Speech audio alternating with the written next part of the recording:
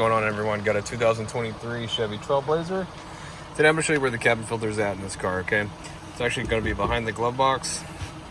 And to lower the glove box, first thing you'd want to do is you're going to have to disconnect this damper that you have right here, okay?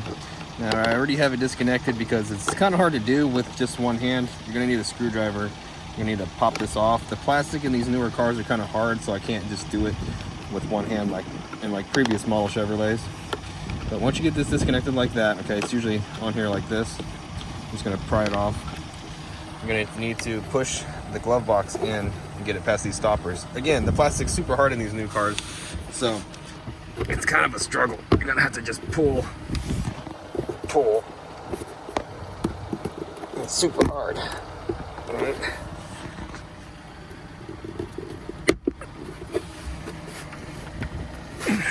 All right, and once you get it down, the cabin filter's in here, okay? Now to open this, you're gonna push these tabs here, and squeeze them, okay? Look at these guys right here, like squeeze. And here's your cabin filter, okay? Notice that the airflow is down.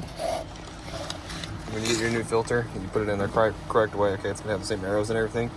You need a filter, check down the description box. I'll have a link there to get you a new filter.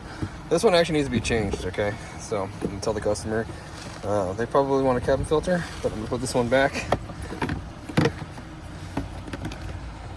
just for video sake. Yeah, okay. And then we'll close this up.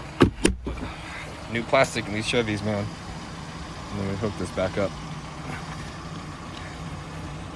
Oh man, it's tough. Screwdriver, do this.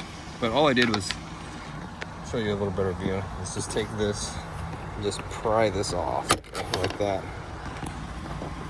Well, I hope the video was helpful, and if it was, appreciate if you drop me a like, leave me a comment.